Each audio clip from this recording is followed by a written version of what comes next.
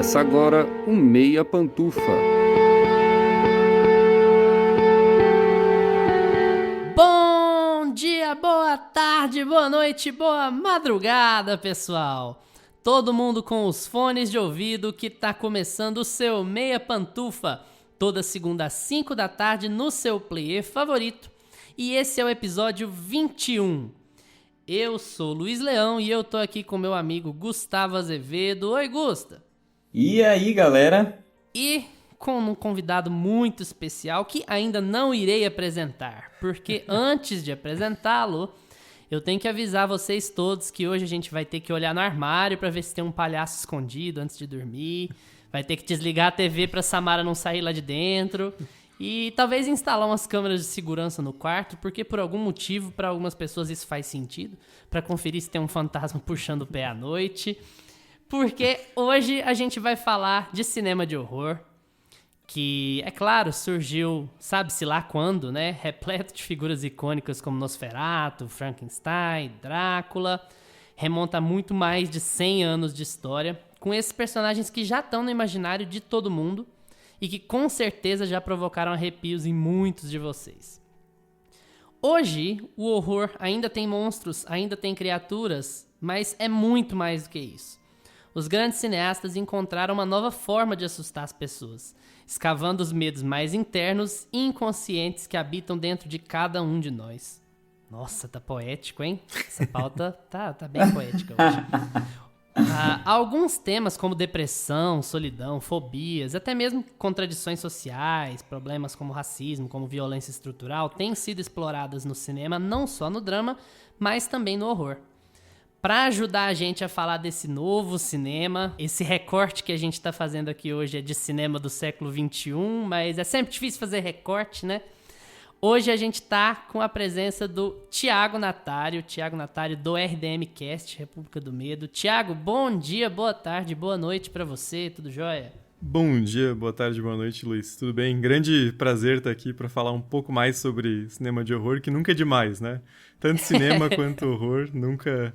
Espero que os ouvintes também não se cansem, né, de mais Você já fala tão pouco, né, de cinema de horror e 300 episódios. Mas enfim, tamo aí, né, bem feliz de participar aqui com vocês. O Thiago é um dos hosts do incrível podcast RDM Cast, do República do Medo. E lá, junto com a Gabi Laroca e com o Gabriel Braga, eles exploram o horror em suas várias vertentes culturais e históricas, comentando sobre filmes, séries, livros, true crime, tudo que vem na cabeça que envolve o horror, vocês estão falando, né, Thiago? Afinal, 300 episódios, né, tem que dar uma renovada de vez em quando. Mas é isso, assim, a gente faz especial de diretor, a gente discute um filme só, dois, embate, livro... de vez em quando um psicopata ali pra... um serial killerzinho. A gente fala de tudo. Pra dar uma amenizada no clima, né? Pra dar uma aliviada. Mas a gente fala de tudo lá e estamos em todas as plataformas aí, né? Porque estamos só acessar no seu agregador favorito. Pois é, se alguém tiver dificuldade de encontrar o RDM, Thiago, você tem que fazer... Como é que você fez com a sua madrinha? Fala pro pessoal aqui. Cara. Não, eu acho que todo mundo que grava ou já gravou podcast se identifica com aquele drama de contar pras pessoas o que você faz da vida, né? Assim, tipo... minha família não tem muita noção do que é um podcast, e aí minha madrinha perguntou como é que ela acessava, assim, do nada, tipo, se eu quiser ouvir teu podcast, como é que eu faço? Tá bom. Abre teu Spotify. Aí ela, não tem o Spotify. Eu falei, porra!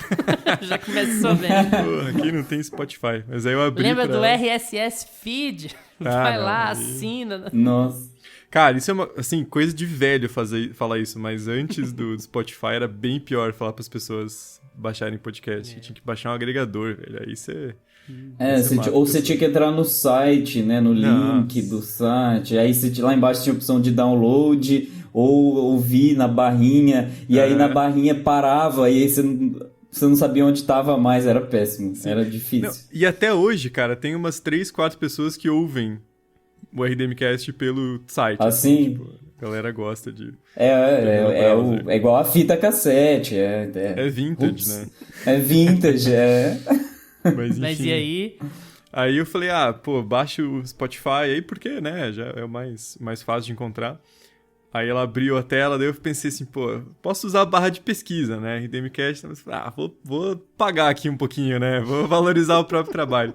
Aí eu entrei pelo top do Spotify lá, fui lá na categoria de TV e filmes e a gente tava lá em terceiro, assim, no pódio. Então eu fiz questão de mostrar, né, pra família valorizar um pouquinho mais o trabalho, né, então... Aí, Gustavo, a gente tá suando frio aqui, hein, Gustavo? A gente tá entrevistando uma celebridade, hein? Terceiro podcast da parada, na verdade, de filmes no Spotify na última semana. Foi... Realmente, parabéns, viu? É mais um sinal de que não tem tantos, eu acho, do que de qualquer outra coisa. Nossa, vamos erguer essa cabeça, vamos se valorizar. Se valoriza, menina. Se valoriza. Não, foi da hora, assim. Eu não vou dizer que eu não tava esperando desde que eles reformularam os top 10, eu tava aguardando ansiosamente esse momento de pódio, então fiquei feliz. Foi bom que já deu pra pagar um pouco lá na família, né? Já mostrei meu poder. Manda imprimir, assim, os charts, assim, sabe? Põe na sala. Fazer um posterzinho, É. né? Vamos lá. Hoje a gente vai falar sobre cinema de horror. Não só cinema, né? Vamos aumentar um pouquinho esse recorte. Vamos falar sobre horror no entretenimento no século XXI, aqui no Pipoca e Pantufas.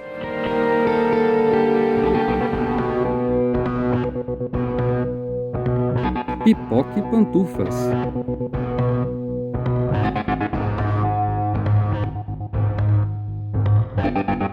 Bom, a gente se martirizou um pouquinho aqui, né, Gusta, pra pensar em como a gente ia fazer esse recorte do tema, porque, vamos falar de horror. Só o Thiago já tem 300 episódios falando sobre horror, então, assim, não é um recorte fácil de fazer. O horror no cinema tá lá desde que existe cinema. Você tem filmes dos anos 20 já abordando histórias de horror. Você tem filme dos anos 20 do Drácula, tem filme dos anos 20 do Dr. Frankenstein. Então, assim, era um recorte muito difícil de fazer. A gente resolveu pegar um recorte mais contemporâneo por fazer uma leitura de um cinema de horror que tem mudado, digamos assim, né? Como todo gênero, os gêneros sempre evoluem, eles encontram outros meios, outras ferramentas para se apresentar. Mas, do nosso ponto de vista, ao preparar a pauta, a gente estava enxergando que o cinema do horror tem mudado muito a partir de uns anos para cá. Vamos dizer aí da virada do milênio, a gente tem tido mais filmes de horror, tem tido filmes de horror de forma mais abrangente, mais filmes de horror dentro do mainstream. Então, a gente pegou esse recorte dos últimos, 20 anos por aí, pra gente tentar estabelecer como é que esse processo se deu, como é que essa entrada do horror de cabeça no mainstream, como ela aconteceu, por que ela aconteceu, será que foram as mudanças no tema, será que foram as mudanças na atuação, dinheiro, a gente vai abordar de forma bem geral isso. Mas, assim, já jogar a bucha pro Thiago, que já tem mais experiência pra falar sobre isso. Thiago, você consegue apontar, assim, claro, são muitos filmes, mas apontar, assim, uma diferença central entre os filmes dos anos 90 e talvez até um pouco anteriores pro cinema de horror dos anos 2000 e dos anos 2010, a gente tinha separado aqui como uma ponta-chave, só para te dar o ponto, a faísca para começar, a gente tinha separado aqui a franquia Pânico como uma franquia de enorme relevância nessa transição. Você acha que é por aí mesmo? Como é que você enxerga isso? Com certeza. Cara, Pânico... Wes Craven é um lazarento, né? No melhor sentido possível, assim. O cara reinventou um gênero uma vez por década, assim, né? Ele chega, assim, e fala, os slashers estão meio cansados, vou lançar uma Hora do Pesadelo aqui. Aí nos anos 90, que tava naquela onda, assim, já indo mais pro teen slasher, mas você tinha também vários... Sexta-feira 13 tava rolando, né? Halloween tava rolando, então... Mas já tava meio que saturando. E daí o cara falou, bom, o que eu posso fazer? Vou reinventar tudo de novo, né? Então, assim, Pânico é um marco absoluto do cinema de horror, assim. Não só nos anos 90, mas na história mesmo. Porque o filme traz muitas... É difícil falar de Pânico sem chover no molhado, né? Mas ele traz muitas inovações e ele sabe ser autorreferencial ao mesmo tempo que também é fresco. Então, ele vai inspirar muita coisa depois dele, né? E aí, depois de Pânico, tem uma onda de slashers que vão para um lado mais adolescente, né? Que aí vem muito nesse movimento do Pânico, né? Então tem o Eu Sei Que Vocês Fizeram no Verão Passado, né? O Lenda Urbana, e tem uma série de filmes.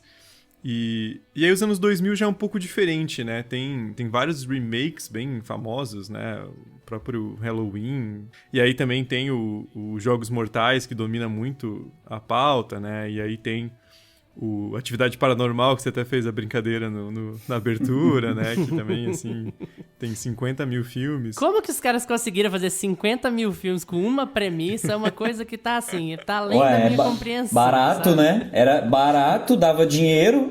O produtor executivo falou assim, gente, vamos pôr mais 11 mil reais aí, ó. Vamos fazer mais um. Se eu não me engano, foi isso que o primeiro custou. Foi uns 11 mil dólares. Assim, e rendeu milhões. Dá pra imaginar uma propaganda de YouTube, daquelas de investimento, né? Coloque 11 mil reais no seu filme Betina, e receba... Né? Eu fiz meu apenas primeiro com milhão. Uma câmera e um ring light, você consegue começar o seu negócio. Eu conquistei meu primeiro milhão investindo em Atividade Paranormal 15. É bem por aí. E aí nos anos 2010 a gente tem uma... Eu não gosto nem de falar de renovação, porque eu acho que não é nem que são filmes diferentes do que tinha antes. Porque você sempre teve questionamento, sempre teve questões sociais sendo abordadas no cinema de horror, sempre teve muito filme bom também. Que eu acho que os anos 2010 trazem um pouco mais de investimento mesmo.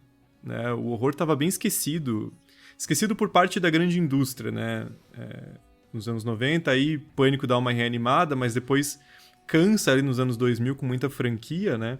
E os anos 2010 você tem gente, por uma série de motivos, investindo mais nesses projetos autorais, né? Então eu diria que eles sempre tiveram por ali. Só que em muitos períodos eles não tinham a atenção devida, nem o investimento, né? E aí nos anos 2010 você felizmente tem esse investimento e aí novos nomes muito importantes surgindo, né? Jordan Peele, Eggers, né? que dão esse novo ar, né? Você tem a impressão de que esse cinema... Fala de cinema 2010, por exemplo. Esse cinema de horror... Será que é muito exagerado eu usar o termo de que ele começa a ser levado a sério? Em cinema autoral, digamos assim? Porque o horror, ele sempre sofreu com esse problema de... Por determinados períodos, ele ser um hit de box office, fazer dinheiro a rodo, e ele quase nunca ter reconhecimento como, sei lá... Muitas aspas na palavra, mas cinema de qualidade. Sim. Você acha que é um pouco essa onda de o pessoal começa a levar a sério, talvez porque tem mais dinheiro pra fazer ser mais verossímil ou alguma coisa do tipo? Ah, sim. Com certeza. Não quero monopolizar o assunto aqui também, depois quero ouvir o Gusta. E você também, né, Luiz? Só joga as perguntas difíceis. Claro. Mas na verdade, tem muito desse preconceito mesmo, até hoje, né? Porque até uma piada que a gente diz muito no mundo do horror, que filme de horror, quando é indicado ao Oscar, vira thriller, né? Vira suspense, né? Suspense psicológico. Pô, Silêncio dos Inocentes é um puta filme de horror, cara. Até porque... Mas aí também, aí tem outro ponto, tem gente dentro de que trabalha com o gênero, que gosta do gênero, que é chato pra caralho também. Que se não tem um assassino com um objeto cortante, não é filme de horror, entendeu? Pô, uma coisa é slasher, outra coisa... Sabe? Então, isso também atrapalha um pouco. Mas com certeza tem essa questão do reconhecimento, assim, né? De você ter um novo olhar pra esses filmes, né? Como a gente pega Midsommar, o próprio Corra, né? Que chegou a ser indicado ao Oscar. Mas ainda, por outro lado, tem também ainda um pé atrás, né? Assim, o Nós, do Jordan Peele, que é um filmaço que tinha que ter sido indicado ao Oscar. Pelo menos a Lupita, assim, é absurdo ela não estar lá. É uma coisa absurda ela não ter sido indicada. E os caras não indicam. É um trabalho, assim, primoroso. É um trabalho, pra mim, muito melhor do que o dela em 12 anos de escravidão, pra te dar um exemplo. Sim, e aí, concordo. Porque por conta da temática, por conta do desenho, sei lá, ou porque eles não queriam premiar demais o Jordan Peele de uma vez só, aí tomou nas costas por causa disso. Sim. E ainda tem muito disso, né? Aí o filme de horror faz sucesso, é pós-horror. Porra, dá um tempo, né, velho? Que mais precisa, né? Assim. Gente, eu acho que, assim, na minha opinião, os dois, Jordan Peele você já citou, e aí depois vem o Ari Aster, que ele tinha 2 curtas, fez um filme e falou assim, gente, se ele quisesse mic drop, assim, né, se ele quisesse jogar o microfone e sair correndo e não fazer mais nada, já tinha a carreira dele ganha. Mas ele tá cada vez mais pensando em próximos projetos aí, depois veio o Midsommar. E pra mim, todos esses temas novos que você falou depois dos slashers, por exemplo, todos soam com caráter mais social ou interno à psique humana, sabe? Por exemplo, atividade paranormal. O medo que a gente tem da segurança, da hipersegurança, Sim. da vigilância interna da casa, dessa questão de condomínio, as paredes que estão... a gente está super seguro numa sociedade super segura, cercada de paredes, tem segurança aqui na minha casa, mas o bicho come aqui dentro. Tem que colocar uma câmera para ver se eu tô sendo bem assistido aqui, sabe? Ainda, sabe? Tá tudo certo, mas ainda...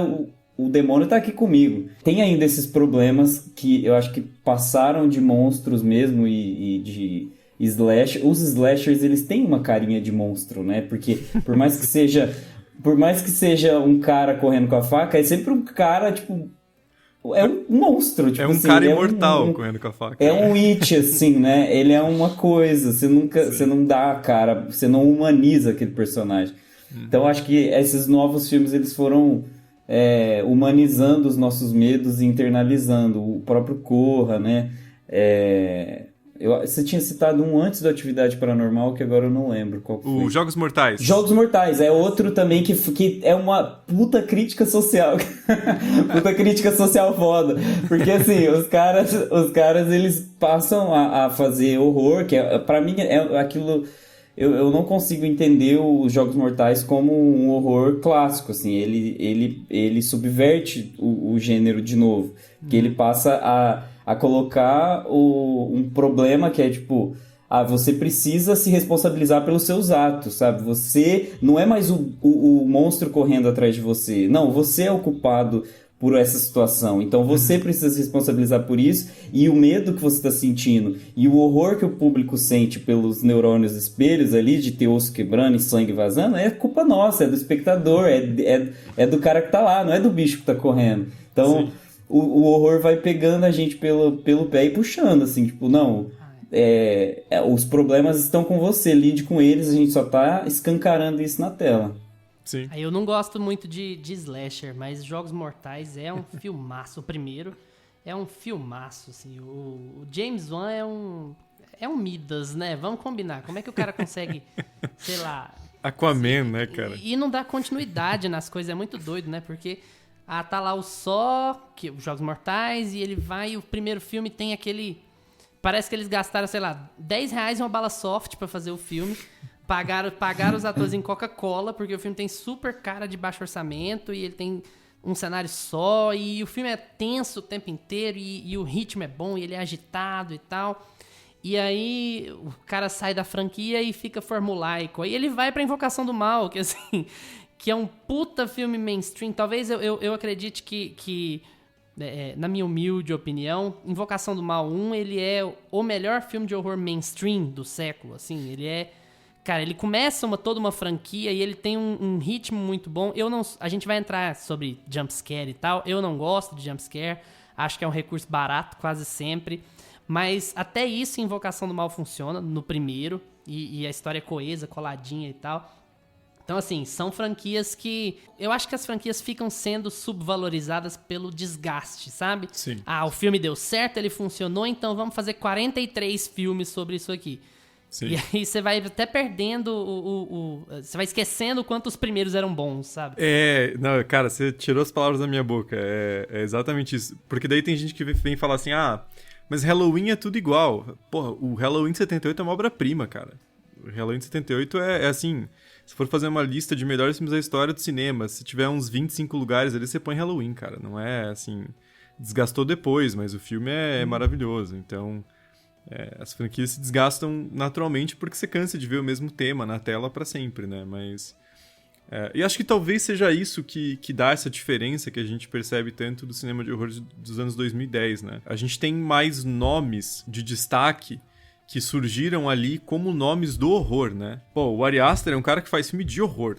Né? E ele faz questão de falar isso, ele bate no peito, né? Não é assim, tipo, eu faço suspense, faço thriller, né? O cara fala de Foi legal que você falou, quando vocês estavam falando sobre Midsommar lá no RDM, você ainda falou assim, não, porque isso aí o Ari Aster sempre faz na carreira dele. Assim, 2 filmes. 2 filmes. Isso é um negócio que o Ari Aster sempre faz, que eu adoro. Sabe? Mas é engraçado no Ari, só porque você citou ele, porque ele é um cara que você percebe tanto a mão dele, sabe? É igual você, mal comparando, claro, são 2 filmes, mas é você pegar o Scorsese ou o próprio Cronenberg que vocês falaram assim, é você bater o olho e falar, cara, esse filme é do Ari Aster. Sim. Sabe? Porque você percebe certos detalhes, certas coisas e tal. E essa autoralidade ele já tem, com 2 filmes. É impressionante. Assim. Não, e é isso. A gente fala, o cara, pô, ele tem só 2 filmes e... Mas se a gente pegar esses 3 que a gente citou, né? Cara, o Jordan Peele, Corra... de novo, se for fazer uma lista de melhores filmes de todos os tempos, dá pra colocar Corra em algum lugar. Se a gente fala de Hereditário... Mano, eu quase gritei vendo Hereditário no cinema, assim. Porque é aquilo, assim, tipo... É o filme de horror. É o surto. E A Bruxa também, do Eggers, é um filmaço, assim. Então, acho que talvez esses nomes, né? Desses caras que você vê o nome deles, você sabe que vai vir um filmaço na sequência, assim, né? E acho que isso que é o mais legal. A gente sabe que em 2022 vai ter um filmaço de um deles, né? Então, isso é importante, né? Você quer entrar numa briga aqui de quem gosta do terceiro ato de Hereditário? Não, a gente precisa falar de Midsommar, que você reclamou. O Luiz não gosta de Midsommar, do final de Midsommar. De onde você tá tirando isso, que eu não gosto de Midsommar? Das suas palavras. Inverdades. Você está com essas fake inverdades. News. Eu não acho isso não acho isso de jeito nenhum. Eu acho que o Ari Aster... Ele... Ai, meu Deus, agora eu tô até nervoso de falar isso aqui. Vai. A pressão. Eu acho que o Ari Aster, ele comete o mesmo erro nos 2 filmes, em diferentes medidas, mas eu acho que ele comete o mesmo erro nos 2 filmes. Eu acho que ele cai pra uma certa banalidade de roteiro quando ele vai fechar as histórias dele. Eu acho isso mais visível em Hereditário do que em Midsommar, mas eu acho que acontece nos 2, sabe? Eu acho que o final de Hereditário não tem nada a ver com o que Hereditário estava dizendo no primeiro e no segundo ato. Aquilo me incomodou um pouco, esse choque, essa quebra, sabe? A Toni Collette de Homem-Aranha lá no terceiro ato, pendurada na parede. É um negócio que não tinha a ver com o que ele estava contando, sabe? Então essa discrepância me incomodou. Mas ainda considero Hereditário como o melhor filme de terror desses que a gente separou, desse corte aí, anos 2000, anos 2010, eu acho o Hereditário o melhor filme deles, apesar de eu ter ficado muito decepcionado com essa quebra do terceiro ato, assim. Jamais. Pode brigar agora, Gustavo. Pode brigar, o Thiago vai ser o fiel da balança. Na minha cabeça, isso aí é síndrome de cult. Você queria que o filme descesse e o filme sobe. É síndrome de cult. Você queria que o filme, tipo assim, terminasse frio e calmo e que a câmera... E que as coisas assustadoras acontecessem e a câmera tivesse focado em outro lugar. E você queria que ele contasse a história que você queria ouvir, só que ele quis explorar a explosão dos personagens. A melhor cena deste filme está no último ato, quando ela começa a gritar com aquele moleque na mesa. E aquele moleque fica com uma cara de tipo assim... Mãe, vamos parar aí, você tá surtando? Já você sobe na parede. Pois ela me sobe na parede. O povo pega fogo. Então, assim, o Hereditário tinha que tomar aquela proporção. Eu concordo, tinha que ter queimado tudo, quebrado tudo. Ele fez o que a gente queria ver. O espectador gostou daquilo. E não foi, tipo, um fanservice, sabe? Não é um fanservice. Ele entrega uma catarse no fim do filme. Eu me estresso toda vez que a gente vai falar direito. Eu vou dizer que a primeira vez que eu vi Hereditário, eu tava pendendo mais pro lado do Luiz, assim, eu achei o final um pouco... ele muda o rumo. Mas depois, pensando melhor, eu entendo que ele muda o rumo, mas que é proposital e que funciona. Porque a gente até fez... Cara, e a gente gravou esse episódio do RDMcast que eu vou citar agora de Hereditário. Deve ser, assim, tipo, uns 3, 4 anos atrás. Assim. Mas eu lembro de ter falado que Hereditário é o filme que bate no peito e fala, mano, eu sou um filme de horror, caralho, entendeu?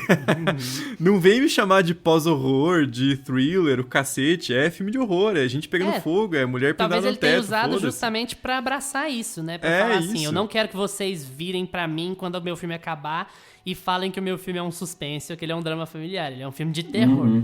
Até porque o Midsommar, ele não vai tão longe, assim, no final, né? Apesar de também ter, e spoiler alert, né? Mas apesar de ter um cara pegando fogo, não é uma reviravolta, né? Você tava vendo que o filme tava se encaminhando pra isso, né? Então é um pouco diferente. O Hereditário um filme de ritual.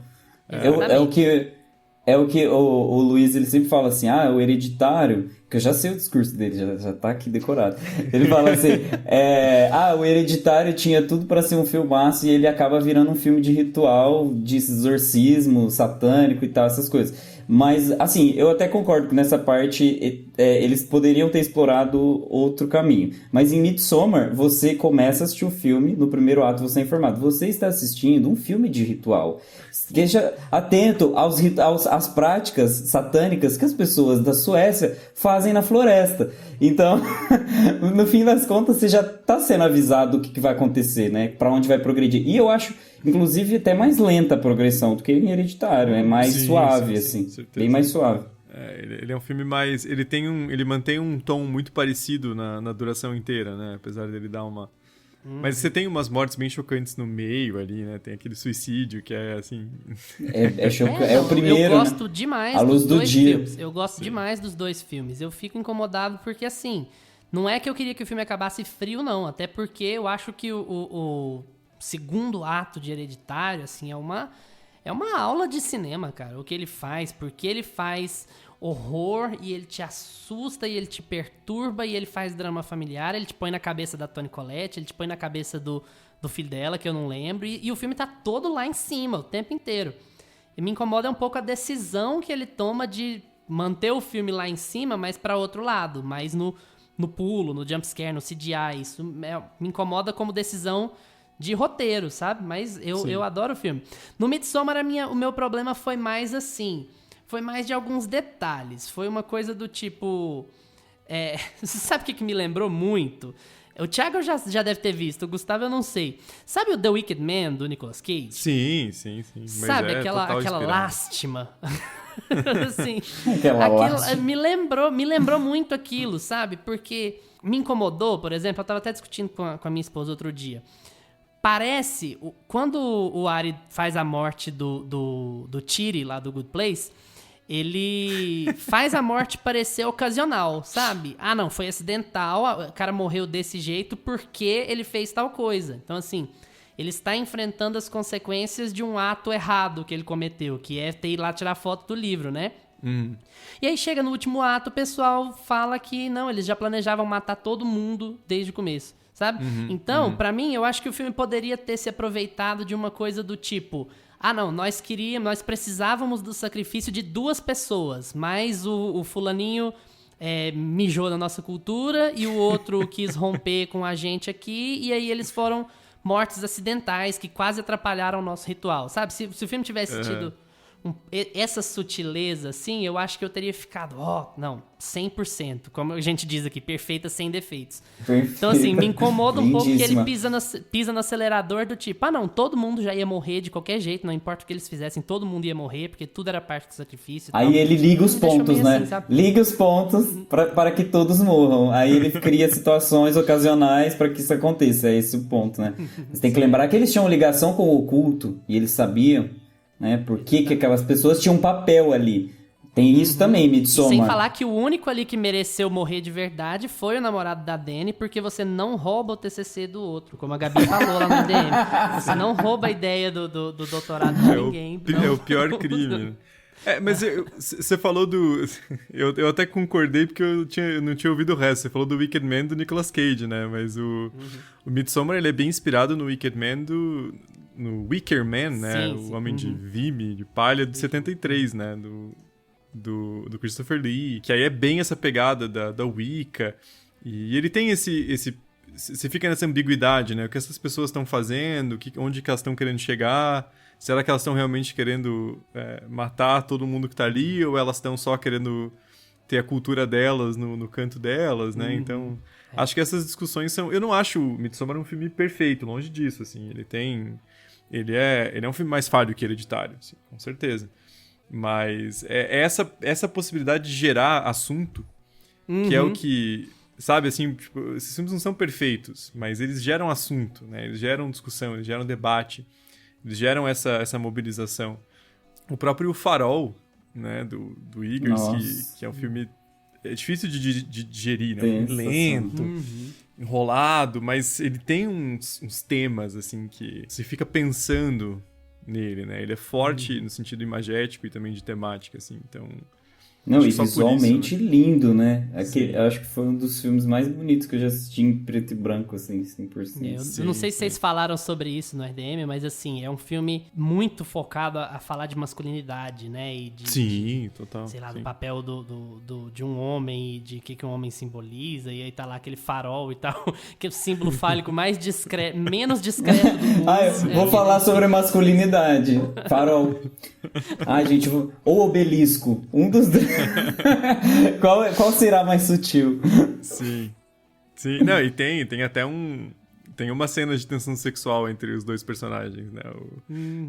O Willem Dafoe e o Robert Pattinson. Então isso tá bem presente no filme, assim. Mas assim, pra mim, e essa é toda a pegada que a gente tem no RDM, né? Porque como a gente vem da história, né? Então a gente sempre trabalha com contextualização e tal. O cinema de horror sempre teve muito a ver com o seu período de produção, né? Até porque o medo é algo que te abre muita porta para análise, né? Você estudar os medos de uma sociedade é um prato muito cheio para você estudar aquela sociedade em si, né? Só que os filmes dos anos 2000 e 2010 às vezes parecem ter mais essas temáticas presentes porque elas são mais relacionáveis para nós, né? Elas são mais conectadas com a nossa realidade, né? Exato, com os nossos medos contemporâneos, digamos assim. A gente pega e vê um filme dos anos 50, tipo Vampiros de Almas, a gente não vive na Guerra Fria. Então, pra quem é historiador, você conecta as pontas e fala, porra, isso aqui dá muito caldo e tal, mas... Mas tem gente no Brasil que ainda vive na Guerra Fria, ó. E não é pouca, não. Capaz que esses filmes dos anos 50 assustam mais do que os atuais. Realmente.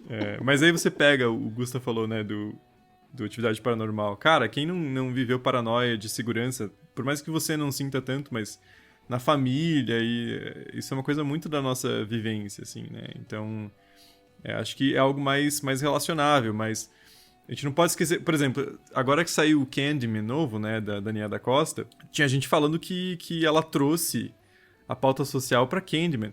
Porra, pelo amor de Deus, cara, o filme dos anos 90 é um prato cheíssimo, assim. É um filme que tem antropólogos e que lida com a questão racial de forma muito aberta, assim. Então, dá pra gente também ir pros filmes mais... E nem é antigo, né? Porque é dos anos 90, tipo... Não, e é uma discussão, tipo assim, os caras não... Eles têm dificuldade demais... Esses caras, eu tô dizendo de forma genérica, mas a gente sabe muito bem quem são. Eles têm uma dificuldade de entender que, assim... esses temas não estão sendo trazidos pra cá agora pra lucrar. As pessoas só, não sei, talvez não tivessem entendido isso antes.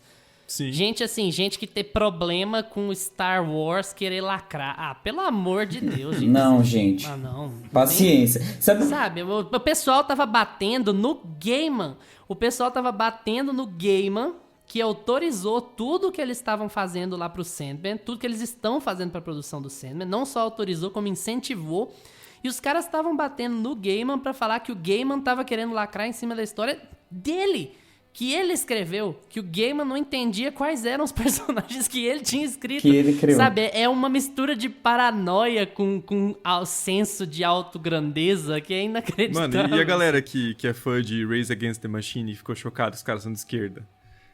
Porra, velho, vai tomar no cu. Rage Against the Machine, cara. Ouve, presta atenção em uma música, uma letra. Cacete. Joga esse nome dessa banda no Translate lá no Google, sabe? Vamos saber o título da banda primeiro? Vamos... Porra, velho. Os caras indignados com o Tom Morello, que ele não sabe de nada. Que hoje em dia qualquer artista fala de política, né? Como se o cara não fosse formado em ciência política. Mas assim... É claro que aqui a gente vai entrar num tema de gosto pessoal, mas eu queria conversar com vocês assim. Qual tipo de filme vocês são mais chegados, assim, de falar, nossa, esse aqui é o meu tipo de filme de horror? São filmes mais tensos, como, vamos dizer, Midsommar. Midsommar é um filme muito perturbador e tal, mesmo sendo todo de dia. Pega o Eggers, de modo geral, né? A Bruxa. Ou você pega o outro do Ari Aster, da vasta filmografia do Ari Aster, Hereditário, né? Ou são coisas que são mais focadas em jumpscare, naquele susto pronto, assim, e tal. Eu já dei minha posição, mas assim, eu tô tentando não ter preconceitos com nenhum dos dois. Não contaminar a amostra. Assim, como eu disse, filmes perturbadores me agradam muito mais, porque eu preciso pensar um pouco mais neles, sabe? O que tá acontecendo aqui e tal. Não é sempre aquele recurso de, você tá andando num corredor vazio e aí a trilha tá subindo, aí você olha pra trás e não tem ninguém. Aí a trilha te dá um susto quando você vira de costas de novo e tem um monstro. Sabe? Esse tipo de recurso. Acho que ele é necessário, não acho que ele tem que ser descartado por completo, mas assim, a maioria dos filmes no mainstream acaba abusando muito disso, né? Qual que é a sua posição, Thiago? Cara, eu gosto de tudo. Eu não tenho muito... tenho muito parâmetro. Tem muito filtro, não? Não, eu gosto de tudo. Eu, na verdade, assim... A minha relação com o horror foi um gosto mais adquirido. Quando eu era criança, eu não consumia muito porque eu tinha cagaço mesmo. Assim, na verdade, não... eu tinha aqueles pais que não deixavam jogar Resident Evil, sabe? Que não tinham essas frescuras, assim. Então eu não consumia tanto. Mas eu sempre fui apaixonado por cinema. Então eu vejo cinema de tudo que... O filme é bom, cara. Pode me mandar que eu vou curtir. Não foda-se se é musical, se é romance, se é comédia, assim. Filme bom é filme bom, entendeu? Mas pra não ficar em cima do muro, né? Como eu falei, gosto de tudo, de horror e de cinema em geral. Sendo bom, tá valendo. Mas o que pega forte, assim, pra mim no coração é quando o horror encontra a ficção científica, assim. Pra mim é o prato mais cheio, né? A galera que tá ouvindo tem só o áudio, mas vocês estão vendo, tem um pôster gigante do Blade Runner aqui atrás, assim. Eu sempre fui muito fã de ficção científica. Então, pra mim, quando toca esses dois temas... Com Alien, por exemplo, 79, que é um dos meus filmes favoritos de todos os tempos.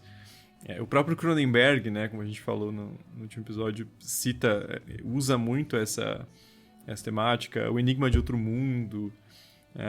Mais recentemente tem o Aniquilação, da Netflix também, que vai um pouco... Com a Natalie... Não, é a Natalie Portman ou é a Natalie Portman? Sempre confundo ela com a outra que é igual. Eu achei engraçado que ele não falou a outra, né? A gente fica boiando. A Keira Knightley. Mas ela é igual, é a Keira Knightley. É do Piratas do Caribe, não é? A Keira Knightley. Sim. Ela fez Piratas do Caribe. Sim. Eu sou tipo um tio falando de ator, né? A Keira Knightley. Aquela outra moça lá que parece o menino. Aquela moça lá que fazia filme com o Jack Sparrow. Como é que é o nome dela?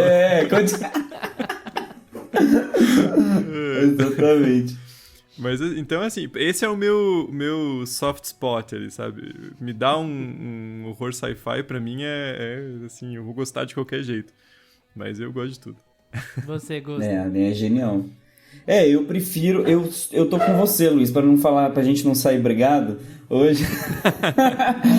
Eu prefiro muito cinema de tensão. Até porque um dos meus filmes preferidos de horror... Eu não sei se a gente considera Atividade Paranormal horror. Thiago, você como especialista em horror, Atividade Paranormal é um filme de suspense ou um filme de horror? É suspense, é thriller. É thriller. É terror camerológico. Como que é? Como a gente falou na abertura, né? O RDM tá no episódio 300. Então, se a gente for ficar sendo muito purista, a gente vai ter que repetir pauta, né? Então, como a gente fez recentemente um episódio sobre Matrix... Foda-se. Então... Agora, pra chegar em Frozen, é daqui pra ali.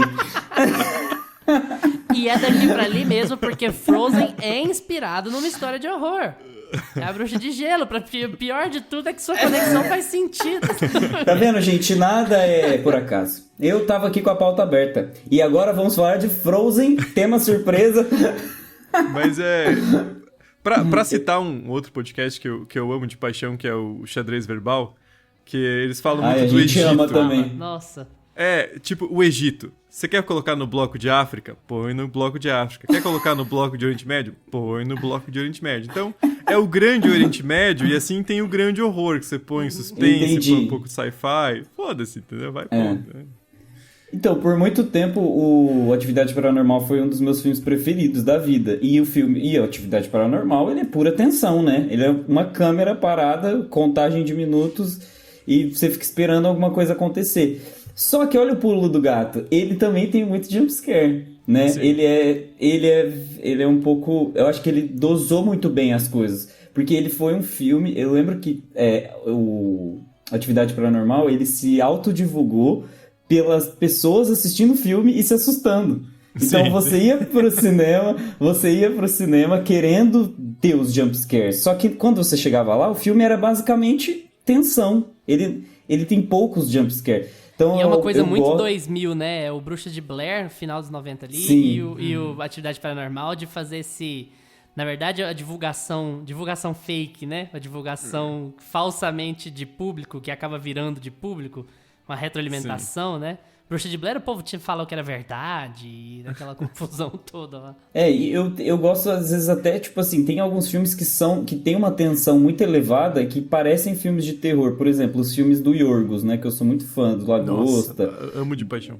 Então, e eu acho que ele faz um aceno pro horror, sabe? Porque ele usa muito trilhas muito marcantes que te deixam tenso, você fica sem respirar, o roteiro é desconexo com a realidade, ele cria uma realidade paralela pra você ficar com medo daquilo. Então, eu acho que eu sempre gostei mais da tensão mesmo do que o jumpscare, até porque os filmes dele não tem jumpscare, né? São filmes mais de drama, assim, no sentido clássico. Mas... Pra mim, e aí eu tô longe de ser nenhum grande guardião do gênero, né? Mas pra mim, os filmes do Yorgos Lanthimos, claro que não é a favorita, porque daí também já é forçar a barra e o roteiro não é dele. Mas o Lagosta, o Killing of a Sacred Deer e o Dente Canino, pode pintar no RDMcast um dia, entendeu? Porque tem um pezinho no horror, pra mim já dá pra falar, entendeu? Então... o Gustavo falou do Yorgos, eu tenho que falar do Lynch também. Eu adoro o terror do Lynch. Não é sempre que ele faz, mas o Lynch, é a pegada 2000 do Lynch ali. Pós-Mulholland Drive, o próprio Inland Empire, que é difícil de assistir, mas assim, são filmes absolutamente perturbadores. Você fica... E o que é louco é que, como você não entende nada do que o Lynch faz... às vezes você nem entende por que você tá perturbado, sabe? Às vezes só a trilha tá subindo, ou tem um personagem olhando pro nada, assim, e aí de repente olha pra câmera, e aí você fica, cara, o que tá acontecendo? Por que eu tô tão incomodado, sabe? É um tipo de... O Lynch é muito legal porque ele tem essa perturbação de todos os sentidos, né? Ele, como ele é o músico, o cineasta, o pintor, ou não sei o quê, ele é muito dessa de te perturbar, mesmo que você não entenda a história dele. Ele quer te perturbar em todos os sentidos possíveis dentro da obra. Total. Não, e ele não só faz horror nos filmes, como ele fez horror numa novela, né? Twin Peaks é uma novela de tia que tem terror, que tem, sabe... Tipo assim, quem faz isso, cara? Faz isso no horário nobre da Globo pra você ver o que acontece com você. Ele fez? Ousado. Cara, eu amo a primeira temporada de Twin Peaks. Segunda já dá uma estragadinha, mas a primeira é perfeita. A segunda dá pra acompanhar até eles revelarem, né? Até eles revelarem, ela funciona. Finalzinho que o Lynch... Mas eu não sei se vocês sabem, o negócio com Twin Peaks é assim. O Lynch tava... no pé do processo, aí a gente acaba com o Mark Frost, né? Faz parecer que o Mark Frost não colaborou em nada, mas assim, o Lynch tava em cima do processo a primeira temporada inteira, ele tava em cima do processo até a ABC forçar ele a revelar quem tinha matado a Laura Palmer, e aí ele sai pra fazer o filme com o Nicolas Cage e a Laura Dern, né?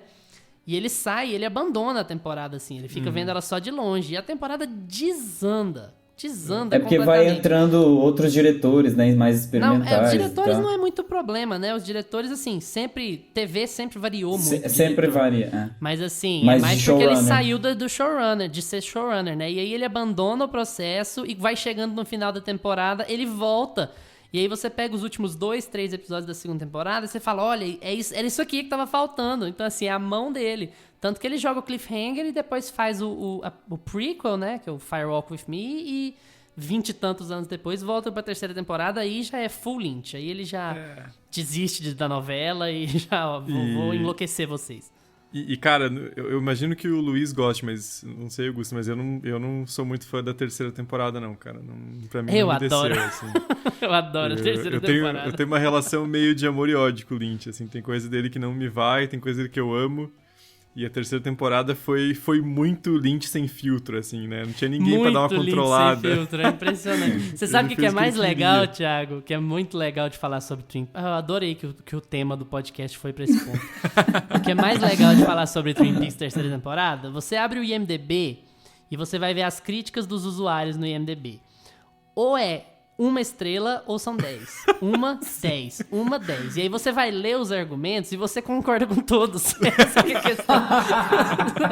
Você lê os argumentos de 1 estrela, lê os argumentos de 10 e fala assim, os dois estão certos.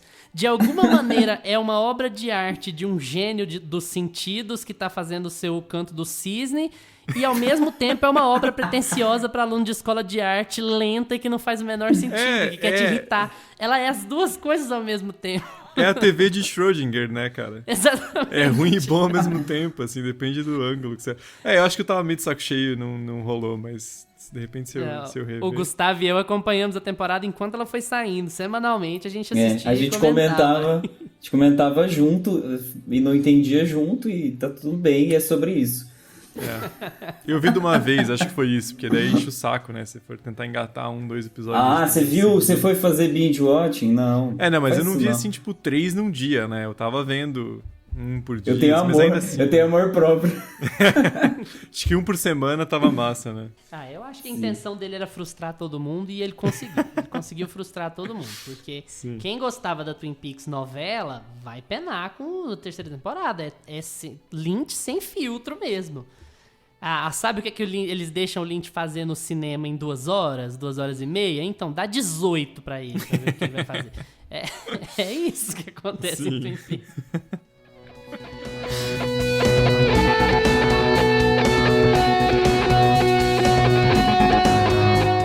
Eu queria falar também, achei legal esse negócio de você falar, vocês falam muito sobre isso lá no RDM, né, que o filme, quando ele é de horror, mas ele atinge sucesso de crítica, ele vira thriller. Então, assim, eu queria falar sobre alguns desses novos temas que a gente está abordando aqui. O recorte é do século XXI, mas mais dos anos 2010, que a gente percebe mais essa pegada autoral. E falar um pouco sobre esses novos temas que a gente aborda. Como, por exemplo, Midsommar é um filme sobre seita, mas ele é um filme também sobre depressão, sobre família e crise de identidade, esse tipo de coisa. Assim. Então, assim, é um tema muito intrínseco ao trabalho do Ari nesse filme, né? Eu chamo de Ari porque a gente é íntimo, do Ari Aster. Brother. Nosso brother. Ele tá aqui na chamada? Tá, vem. Come on, Ari. Come on. Ariana Grande. Chega o Ari Fontoura, sabe? Chega aí, Ari. Ari Toledo, aquele que conta as piadas de tiozão. Mas já que a gente vai falando sobre essa loucura e tal, vamos... Opinião mesmo, não pra gente entrar direto na psicologia da situação e tal. Você é chegado em mãe do Aronofsky, Thiago? Você que hoje é o guardião do tema terror ou não? Esse filme é um filme de terror e ele é do seu tipo? Adoro mãe. Adoro. Eu adoro esse filme. Adoro Aronofsky. Adoro mãe. Cara, mas é o tipo de filme... Ficou muito na minha cabeça o que você falou de Twin Peaks, sabe? Não é o tipo de filme que se alguém vier e começar a falar mal, eu vou falar, cara, você tá louco, você está errado. Você não vai brigar, né? Não, você fala, a pessoa fala, porque o filme tal, você fala, sim, tá bom, é isso mesmo. Ok, você tem razão. Mas, por outro lado, eu acho isso. Então, acho que é um filme mais divisível. Acho que o Cisne Negro dele, que também fica nessa, né, como é um filme cult, eles chamam de suspense, de thriller, ele também... Ele é um filme um pouco mais unanimidade, assim, né? É difícil você achar alguém que não goste de Cisne Negro. Aí tem o Lutador com o Mike Hurk também, que é um puta, é um filmaço, né? E aí, se a gente for voltar a Hacking também, mas ele sempre tem esses temas, assim, de algo sombrio, né? Assombrando aqueles personagens, então... O Aronofsky tem uma curva engraçada, né? Porque ele era muito louco lá no Pai, no Hacking, depois ele dá uma... Vamos dar uma alinhada aqui, fazer filmes mais palatáveis, ganhar um pouquinho de dinheiro, né? Pra eu ter minha estabilidade e tal. Depois eu enlouqueço de novo, faço filme pra galera surtar. Ele deve ter dado um tempinho no ácido. É possível. Acho que é o mais provável, assim. Mas pra responder a pergunta, eu gosto muito de Mãe, assim. Acho que... Eu não sei o que aconteceu, mas parece que é um filme que ele deu uma sumida, assim, talvez justamente por ele ter sido tão divisivo. Não é um filme que a gente lembra tanto quando a gente fala de horror, suspense, anos 2010, né? A gente não cita tanto quanto Hereditário, Midsommar. Mas eu ainda gosto muito, assim. Eu lembro de ter assistido no cinema e foi uma Eu acho que é porque ele apanhou muito, né, Thiago? Eu lembro na época que ele saiu, ele apanhou muito da crítica e foi até engraçado. Não sei se a galera tava esperando um novo Cisne Negro, sabe? Talvez tenha sido um pouco isso. Mas eu lembro de ele ter apanhado demais. E aí acabou caindo um pouco no ostracismo. Não foi um sucesso de público, porque era aquele filme louco daquele jeito. Sim. E também não foi uma unanimidade entre os críticos. Eu acho que ele ficou meio, tá lá, aquele filme lá e tal. Talvez seja aquele filme que você não se sente tão confortável em trazer na roda de conversa, porque vai ter alguém que vai querer dar uma cacetada. Pra não ficar mal falado. Vai ser por aí mesmo. Gusta, e você? Acho que eu nunca te perguntei isso, amigo. De Mãe? Não, eu acho que o problema de Mãe é que ele é um filme muito óbvio. Ele é um filme... todo mundo tava esperando que fosse uma coisa super, meu Deus, ele vai contar uma história muito difícil, né? Aí ele complexifica o roteiro, assim, a forma como a história é contada é muito difícil. Complexifica a execução, mas o roteiro é bem linear, né? Exatamente. Aí no final você entendeu tudo e aí você sai com poucas reflexões, mas você fica com aquela confusão mental do que o filme é como execução mesmo, como filme. E aí é aquilo que o Thiago estava falando, de sair pensando, de provocar conversas. Ele provocou muita conversa sobre o próprio filme. O Aronofsky, ele tem o ego que não cabe em lugar nenhum, e aí ele provocou conversa sobre... de cinema, né? Nem parece que ele quis provocar conversa sobre o próprio filme, entende? E não sobre o tema que ele quis contar. E aí ele se ferrou, foi um tiro no pé. Por isso que ele foi tão malhado. Mas ele é um filme interessante, né? Eu acho que ele é um filme bom. Mas ele foi pego pela arrogância. O Vidro lá do Shyamalan, aquela trilogia lá também, foi pego pela própria arrogância dele. O Shyamalan tinha tudo pra... sempre pego pela própria arrogância dele, né? Mas no Sexto Sentido não, é tão gostosinho Sexto Sentido. Mas é que era o primeiro grande filme dele, né? Exatamente. Pós-Sexto Sentido, ele é sempre pego pela arrogância. Não é nem pela arrogância, digamos assim, né? Você ter como... Eu não sei se vocês gostam de Community, mas assim, tem um momento de Community... Cara, eu amo Community, velho. Que momento, eu fico feliz de você ter citado que eu posso falar de Community, que é ótimo, bom pra caralho. Esse podcast não vai ter nenhum nexo, a gente vai chamar de David Lynch. Tem uma fala de Community, no melhor episódio de Community, das linhas do tempo. Nossa, que o Jeff fala pra Shirley assim: você não pode ter cozinhar como um traço de identidade, sabe? Ele fala isso pra ela. Pra mim esse é o grande problema do Shyamalan. Quando o cara escolhe eu preciso ter plot twists como uma identidade cinematográfica, ele tá fadado a errar. E ele erra muito, esse é um grande problema. E quando ele acerta lá por exemplo, em Fragmentado, ele erra em vidro. Então, tipo assim, ele pega... Imagina ele acordando, sempre saco? Patinando esse tipo de Todo coisa. dia ele acorda e fala, eu tenho que fazer um plot twist. Deus me faz seu café, seu pão com ovo. Vamos ser óbvio um pouco, sabe? Mas é que aí também, cara, eu acho que não é só culpa dele, né? Eu acho que a culpa também... a galera exagerou muito com ele, assim. Tipo, porra, o novo Spielberg, velho. Calma, cara, não é assim. O cara fez um filme, entendeu? Não é, tipo... E aí Corpo Fechado, Vítima que não tem hype, né? E aí Corpo Fechado, que não tem um puta plot twist, tem ali, mas não é aquela coisa bombástica. Eu tenho certeza de que a galera reclamou pra caralho na época. Pois aí no é um próximo, bom filme. o cara Eu fala, gosto de Corpo Fechado. Não, eu amo Corpo Fechado. Eu adoro, eu acho Não vou polemizar tanto assim, mas eu coloco junto com o Sexto Sentido ali, de verdade. Ah, assim, tá. eu gosto muito. Já ia rolar uma polêmica. Corpo É, eu fechado, já né? cheguei a achar melhor, mas daí eu revi Sexto Sentido e é muito bom também, então eu fico... Mas, cara, a gente chegou num ponto, faz 20 anos que a gente fala de Shyamalan e fala muito, né? Porque o cara virou o assunto na indústria do cinema, né? A gente tem que entender que ele vai fazer um acerto e um erro. Entendeu? E é isso aí. Exatamente. Pra cada fragmentado, ele vai fazer uns 2, 3 a vila, entendeu? Os 2, 3, a vila. Achei legal a escolha. Você achei que a você ia vila falar do que filme é- do vento lá, que o vento é Ah, não, o aquele não. vilão. Aquele é outro nível, cara. Aquele Qual não... que é o do vento? Eu não The lembro. Happening.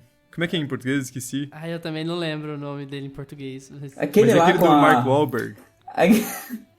Pra o Mark- começar, Zoe Mark Deschanel. Wahlberg, né? Ah, eu não lembro, gente. Não lembro desse filme. Deixa Que eu as pesquisar. plantas estão matando. As plantas são sei. fascistas. Sei. Fim dos tempos, ele chama em português. Fim dos tempos. Nossa, fim dos tempos. Bem que o povo da igreja dizia, fim dos tempos. Sabe aquela... A natureza acorda um dia e fala, nós somos nazistas. É esse que é o ponto, né? Mas é legal isso que você falou do Shyamalan mesmo, Thiago, porque assim, a gente é aquele negócio das expectativas ridiculamente altas pra tudo, né? Que sempre vai acometer esse pessoal que tem esses enormes sucessos. E aí a gente tem que avaliar a coisa com certa distância, né? Você vai pegar a filmografia do Scorsese, você vai ter alguns filmes ali que não se sustentam, sabe? Você vai pegar a filmografia do Woody Allen, então... O Woody Allen faz 10 filmes ruins pra fazer um filme bom. Então, assim... E nem por isso o cara deixou de ser aclamado... No cinema, pelo amor de Deus. Só no cinema. Mas, assim, nem por isso ele deixou de ser aclamado como um grande diretor ou como um grande roteirista, né? porque, eu acho que é pegar um pouco essa análise, assim. Porque aí quando você põe um distanciamento, você esquece dos filmes que não são tão bons, assim. Você fala Scorsese, você não lembra de Silêncio. Que é um filme legal, mas, tipo, né? Não é o filme de Scorsese, né? Silêncio é do Garfield lá? Né? Eu gosto. dos monges. Eu gosto desse filme. Gente, Eu deixa também eu fazer gosto, mas é chato, né? Não é assim, você não fala, eu sou fã do Scorsese porque ele fez Isso Silêncio. por causa do Silêncio. Eu sou fã do Scorsese porque Ai, ele fez gente. Taxi Driver, porque ele fez Sim. Mas eu gosto, acho um bom filme Silêncio. Deixa eu fazer uma pergunta sobre, ainda voltando um pouco sobre o horror. Nossa, a gente tá saindo que a gente tá. Eu falei que a gente ia falar de Frozen. Tinha pauta? Daqui a pouco tem Frozen aí chegando. Uma coisa que a gente não falou que é muito hype em 2010 é zumbis, né? Sim, com a ascensão de The Walking Dead, aí teve vários filmes que, enfim, até fizeram chacota com o próprio gênero que a gente comentou aqui também, que foi o Zumbilândia. Então, aí eu queria que você falasse um pouco, Thiago, do que você acha do gênero, porque é um gênero antigaço, né? E ele se renovou muito esse ano, novo, buscando... Esse ano. Desculpa, essa década, assim, tipo 2010, principalmente com The Walking Dead. Eu sinto que The Walking Dead foi o principal responsável, não sei se você concorda. E que não é um filme, é uma série, mas tá aí dentro do conteúdo do horror. E eu queria saber a sua opinião sobre isso, se ele traz as mesmas questões que eram trazidas nos filmes de zumbi antigos e elas estão presentes ainda, o que renovou, o que você acha desse gênero? Não, cara, é uma excelente pergunta, porque a gente fez um episódio sobre o George Romero na RDM recentemente, né? Especialmente a trilogia dos mortos, né? A original.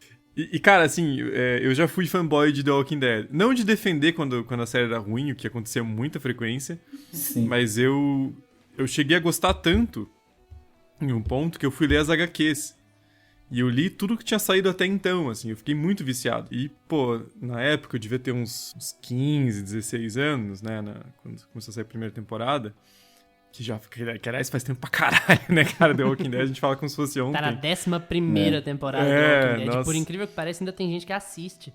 Pois Tipo é, assim, é um negócio que caiu no... Sabe Se Modern tem série, Family? Sabe Modern porque eu Family? O pessoal fala, nossa, ainda tá no ar? Ainda tá rolando? Mas Modern Infelizmente, Family virou é isso, bom, né?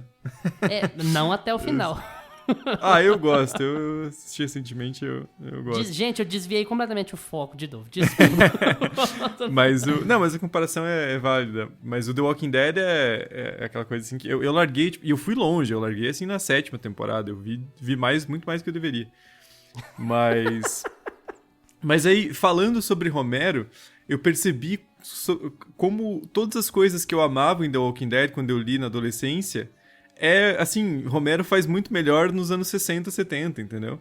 Só que é aquela coisa de, cara, você é adolescente, você não vai ver um filme de zumbi de 68 preto e branco. Sim.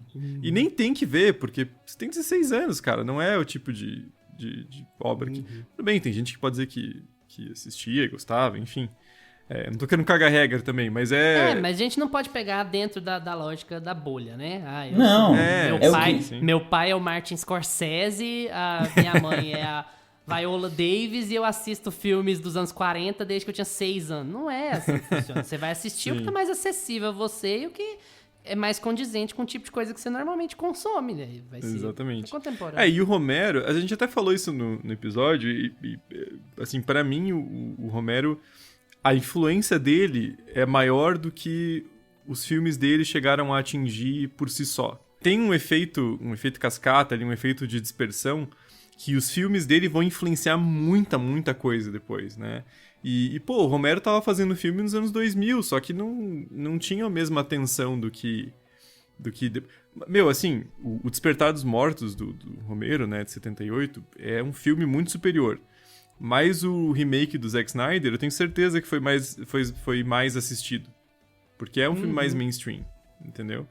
E aí você pega uma outra época, né? Já tem mais a facilidade de ver depois o cinema e tal. E é um filme com muito mais orçamento, né? Então... E também é o tipo de coisa que a gente bloqueia, né? Que o Zack Snyder, por exemplo, que o Zack Snyder começa a fazer nome na indústria fazendo um remake do Romero, lá em 2004 e tal. E depois, antes dele virar dessa mega indústria aí do... Fazer filme em 4x3, cortado, preto e branco, lento. Mas voltando à pergunta original, eu gosto bastante dos filmes de zumbi de 2010. Tem uma hora que encheu o saco também, né? Daí a galera dá uma segurada, né? Mas é bem diferente o tipo de filme de zumbi que vira, né? Porque os zumbis do Romero, especialmente no começo, até pela limitação de orçamento, eles eram pessoas comuns, total, assim. Não tinha uma degradação física, né? Os zumbis de hoje em dia são completamente nojentos, né? E muitos em CGI, né? E aí você tem Zumbilândia, que, tipo, aí já é assim, né? É o parque de diversões Não é à toa que tem uma roda gigante no pôster. Ele é o parque de diversão dos zumbis. E aí aí, saindo um pouco do cinema, né? Tem Resident Evil, que é uma franquia muito famosa. E eu lembro que eu jogava muito Left 4 Dead. Não sei se vocês lembram. Eles era bom eram jogador, então. Eu nunca tive coragem de jogar aqui. Nossa, era muito fácil. Eles eram muito rápidos, né? Os zumbis. E tinha vários tipos de zumbis e tal. Era muito divertido. Tinha zumbi especial, tinha zumbi boomer que explodia, tinha zumbi bruxa que não morria nunca, era foda. Mas assim, e eu acho interessante como essas coisas que se você não conhece a história do subgênero, você acha muito genial, né? Tipo... Pô, The Walking Dead, cara, o maior perigo são os seres humanos, não os zumbis. Sim. Mano, o Despertar dos Mortos, o Noite dos Mortos-Vivos, tá lá, entendeu? É exatamente isso. Só que é um filme preto e branco de 68, então não é uma coisa que a galera assiste e consome mais. Mas o que você acha mais legal, assim, ó, já que você pegou nesse ponto, uma opinião. O que você acha mais legal? Você acha mais legal o pessoal reciclar ideia, como o que você falou em efeito cascata e tal, ou o pessoal reciclar o filme? Talvez dependa, né? Mas assim, você tem alguma preferência? Porque, olha, deixa eu pegar um exemplo fora do horror, que é Scarface. Scarface tem 4 filmes, eu acho, mas o melhor deles não é o primeiro, o melhor deles é o segundo. Sim, então, sim, assim, foi um remake que deu certo, que é o do Al Pacino e tal. Mas na maioria das vezes... Tem o filme dos anos 50 que ninguém conhece, e daí tem o de 82 do Carpenter, que é o Enigma de Outro Mundo. Cara, eu vou manter a resposta que eu dei antes. Sendo bom, tá bom. Sim, porque a gente tem que ter a noção também que no cinema, na arte, na vida em geral, nada é 100% novo e genial e inovador, e nunca vi nada disso antes, sempre você tem uma influência. Mas também um remake bem feito, ele levanta consciência sobre o original. Ou mesmo um remake bosta faz as pessoas assistirem o original. Né? Então, cara, nunca se falou tanto próprio filme do Nicolas Cage aí que a gente tava falando. Né? Sim. E nunca se falou tanto de Candyman recentemente do que agora, porque saiu o filme novo. E eu não vi ainda, então não sei da qualidade dele, mas você levanta um pouco o profile do original, assim. Então acho positivo. Claro que pode ser uma bosta o filme, mas assim, aí também você... Não vai... É que tem gente que leva muito do drama, né, cara? Não vai mudar a tua vida. Sabe, assim, não vai... Não vai acabar a tua vida se o Cascão lavar a mão, tá ligado? Você não vai... A pessoa que tá chorando no Facebook porque, tipo, a She-Ra usa roupa agora, sabe? Tipo, mano, calma. Vai pagar um boleto, sabe? Sim, então eu acho... Não, e como você falou, não existe filme intocável, né, cara? Assim, claro que tem filme que... Por exemplo, quando começa a sair história de que vão fazer uma versão falada em inglês de Parasita... Porra, vai tomar no cu, né, cara? O filme acabou de sair, assiste com legenda, velho. Não seja preguiçoso também, né? Mas tem uns filmes dos anos 50, 60 que às vezes é uma boa ideia. A distância do tempo vale a pena, né? Sim. Por que fizeram um remake em inglês de Intocáveis? Pelo amor de Deus. Mas, assim, os filmes são separados por 5 anos um do outro. Sim. O do Haneke, aquele de invasão domiciliar, esqueci o nome agora. Funny Games. Ele fez dois, mas os dois são deles. São dele, mas o americano é muito pior, entendeu? Porque não tem necessidade. Mas tem a Naomi Watts, que o Luiz adora. É Naomi Watts? Acho que eu tô muito Watts, ruim de por que eu adoro a ator, Naomi Watts? Mulholland Drive. Por causa do menino Lynch. Sim. Mas enfim... Mas Funny Games é alemão, né? É porque o Haneke, eu não entendo a nacionalidade dele. Ele faz um filme em cada país e ele vai. Eu acho que ele é austríaco. Ele tem uma pegada de horror muito boa, inclusive. Michael Haneke é muito... Em Funny Games, assim, é excelente o que ele faz. Funny Games tem uma boa tradução, né? É um bom nome traduzido, porque ele chama violência gratuita. Você fala, beleza, funciona, né? Não é o... Sim. Que vocês falaram um lá do Cronenberg no último episódio, Thiago, eu nem lembro mais. Era não sei o que, do sexo. O filme tinha... Enraivecido na fúria do sexo. E era rabid, em inglês.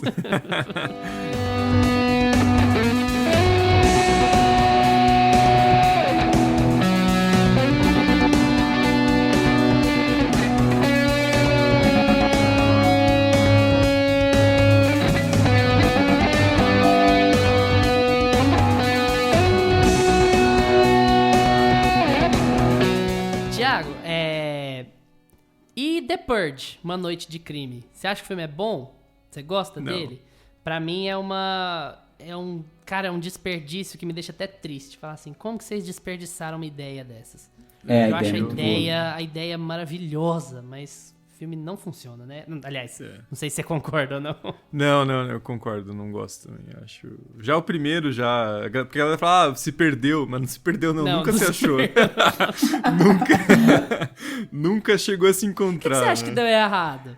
Cara, eu vi quando saiu e eu não vi mais nada de Purge, porque acho que é tão frustrante, né? Igual você falou, assim, tipo, é tão frustrante uma ideia desperdiçada ali, mas sei, cara, às vezes...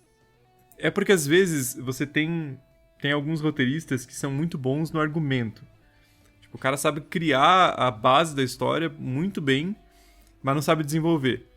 E tem cara que sabe desenvolver muito bem, mas não sabe criar a base. Então você tem que ter esse encontro ali de ter o cara que vai escrever o argumento e ter o cara que vai desenvolver a narrativa, né? Criar personagem e tal. E acho que o The Purge falta esse refinamento, assim, de criar uma história para além do conceito, né? Que é uma coisa muito presente, pelo menos na minha opinião, é muito presente no Stephen King quando o Stephen King tenta pôr a mão nas coisas. A gente tem um especial também sobre o Stephen aqui no meio, e eu acho que eu comentei isso lá pra trás, que é assim, o Stephen tá no top 3 dos meus escritores favoritos. Eu já li quase... Não vou falar que eu li quase tudo dele, porque ele produz igual o Woody faz filme, né? Mas, porque assim, ele usa Ghostwriter, né? Então acho que nem ele. Eu já li coisa demais dele. Ele é, assim, um escritor espetacular, né? Você pega um livro dele e você fala, cara, como que a pessoa consegue escrever desse jeito e descrever uma cena desse jeito? Mas, assim, normalmente, quando ele põe a mão pra fazer no cinema, o filme desanda. É impressionante esse negócio de ter essa diferença de mídias, como essa diferença de mídias pesa, né? Porque Sim. não é porque o cara é um excelente escritor que ele vai ser um excelente argumentista ou que ele vai ser um excelente roteirista. É mais aquela ponta ali, sabe, Jonathan Nolan, Christopher Nolan? Eu tenho a impressão que o Jonathan é um excelente argumentista, mas ele não é um bom roteirista. E aí, justamente por isso, ele argumenta pro Christopher e o Christopher desenvolve. Aí o Jonathan Nolan vai dar um passeio, tirar umas férias, e o Christopher Nolan faz Tenet, né? Que é um filme super Exatamente. bem estruturado, mas que não diz nada, no fim das contas, né? Que você fica assim, tipo, tá, mas e? E a história mesmo, não tem nem nome o personagem? Ah, era por querer. Ah, mas... É que o Stephen King também, ele não é tão bom assim no final da história, né? E literatura é muito diferente, porque você tem um desenvolvimento de história que é muito mais longo, né? Então você pode gastar 500 páginas descrevendo a cidade, e a galera que é fã de Stephen King vai amar. Cinema não tem isso, né? Você tem que dar uma... Apesar do Lynch fazer, não é pra todo mundo, né? Então você tem A gente entrou num fight aqui também sobre o It novo, porque eu acho ele um filme muito bom no que eles propõem, sabe? Não é um filme cult nem nada, ele é um filme mainstream e eu acho que ele é muito bom. Nisso, o Gustavo já não acha tanto assim. Então, hoje a gente tá resolvendo todas as nossas pendengas com você, Thiago. Você é o voto de Minerva suja. Aqui do Obrigado. E vai ter que valer, né? Porque se não valer com o Thiago... É porque eu acho o It... Eu vou falar minha opinião pro Thiago depois complementar. Mas eu acho que o It, ele não funciona. Eu acho que o It não assusta. Eu acho que ele é um filme que você vai assistir, um adulto assistindo It, você olha, os jumpscares dele não funcionam, chega uma hora que o palhaço tá aparecendo demais, e aí você fala assim, gente, mas já virou um palhaço, não assusta mais, é um circo já. Tipo, né? Ele tá andando ele aparece muito, eu acho que, tipo assim, o tipo de horror que deveria ter sido feito com It é um horror mais especulativo, é tipo... Onde está o palhaço, né? E, por exemplo, em Invocação do Mal, que, tipo assim, você olha pro guarda-roupa, onde que tá o bicho? Será que tá dentro do guarda-roupa? Não, tá em cima, então ali assusta, ali dá medo. Então eu acho que It, ele não funcionou pra mim, ele pode ser um filme bom, mas não me assustou e era pra assustar, então não funciona. Eu acho que, às vezes, também é muito subjetiva a forma como a gente assiste, né? Total. Eu tive a chance de ver no cinema o primeiro It, e era cabine de imprensa, né? Então tem menos gente e tal, e aí fica aquele escuro, aquele breu. Não tem nenhum filho da puta na tua frente com o celular, né? E dá vontade de levantar e socar o maldito. Adolescente e na cabine rindo. de cinema os caras não falam, né? Não ficam no celular, não ficam falando, olha, agora vai acontecer aquilo ali. Né? Uma coisa mais educada. O nome do diretor é tal, conheço tal filme. Mas assim, por causa disso, acho que pra mim foi um filme muito de atmosfera, assim. Tem algumas cenas que eles tentam assustar que não funcionam tanto, e o filme é meio longo, né? Ele estica um pouco. Ele quer dar um susto pra cada criança, né? Um monstro, e aí fica um pouco demais. Mas algumas das cenas me pegaram. O começo, cara, assim, eu acho o começo absurdo, assim. A morte do George é sensacional. Que o palhaço não aparece tanto. Sim. Tá vendo? Eu gosto da condução do Muschietti, sabe? Eu gosto muito do ritmo que os filmes dele têm. Eu acho assim, beleza, ele é meio... Eu não tenho essa impressão de cansaço no It, por exemplo, que você tem. Mas talvez seja também um outro tipo de conexão, que é a conexão com a obra original, sabe? Que talvez isso tenha algum impacto muito relevante em quem tá assistindo. Eu admito que eu nunca li, então não conheço tanto. Só que aí o problema do filme é que aí o parte 2 contaminou o parte 1 pra mim. Porque o parte 2 é muito bosta, assim. Não é nem um filme horrível, mas ele é tão sem graça que parece pior do que filme ruim. Que filme ruim, pelo menos, você tem alguma emoção, né? E ele é só insosso do começo ao fim. E aí dá aquele gostinho, assim, de tipo, puta, será que eu vi o primeiro errado? Já era nesse Será que o primeiro já era ruim, né? Então ele dá uma estragada. Mas o primeiro eu lembro de ter gostado muito, assim. E foi um filme importante pra indústria do horror, né? Porque ele fez uma grana fodida. E quando você tem um filme de horror com um R-rating, né? Não é um filme sem sangue pra atingir público maior. Que faz 600, 700 milhões pra Warner, a Universal ali do lado tá, né? A Paramount tá com um Lugar Silencioso engavetado e dá a luz verde, entendeu?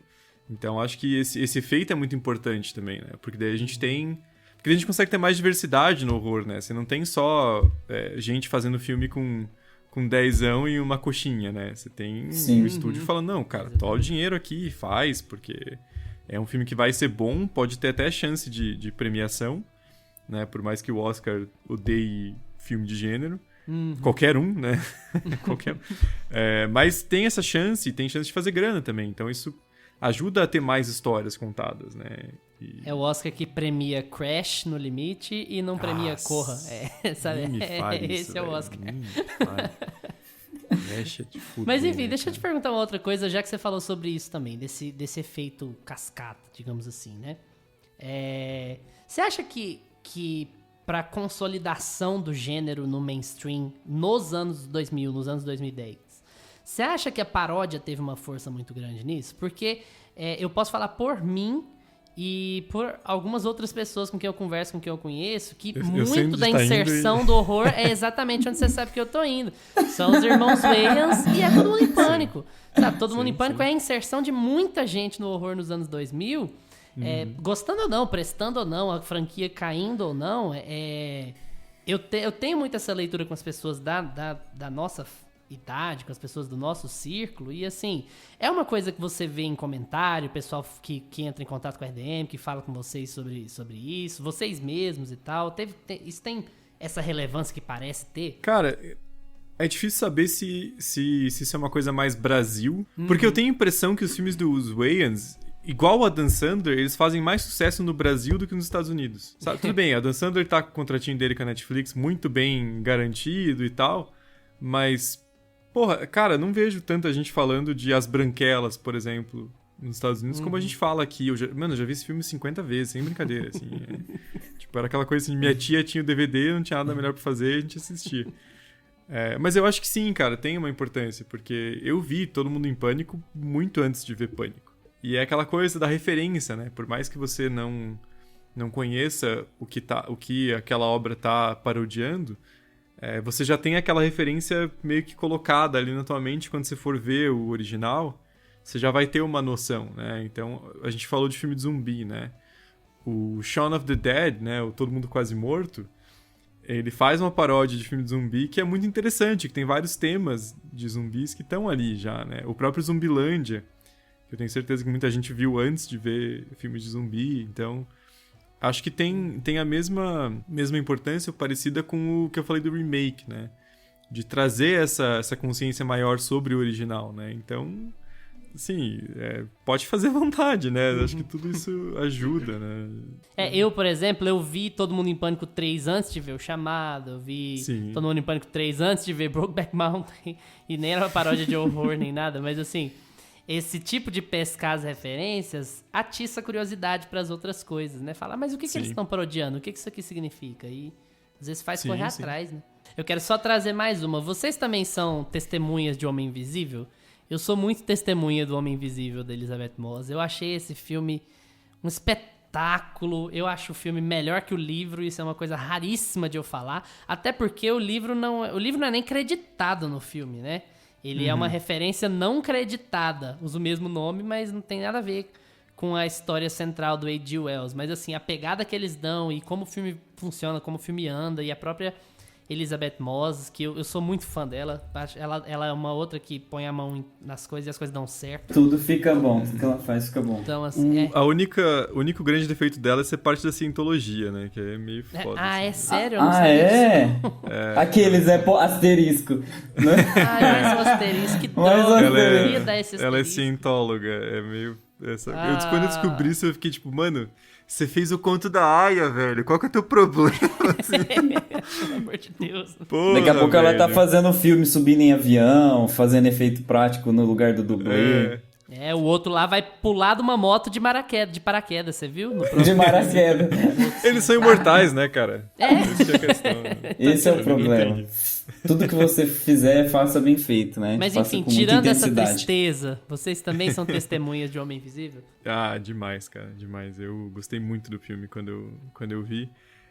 O outro que eu consegui ver no cinema, e aí dá uma diferença, né? Porque você tem essa imersão maior, né? E acho um filmaço, assim. E é um tema difícil de trabalhar hoje em dia, né? Porque pra parecer tosco, É uma coisa, é uma cagadinha que você faz ali no desenvolvimento do visual, do personagem, pra parecer algo ridículo, assim, tipo um cara caindo farinha em cima dele e parecendo pegada, né? Sim. E eles fazem uma tensão. mas os cara tinham 12 centavos pra fazer o filme, né? Dá pra dar um desconto. Assim. Ali eles fizeram do jeito que deu. Eu acho incrível também esse filme.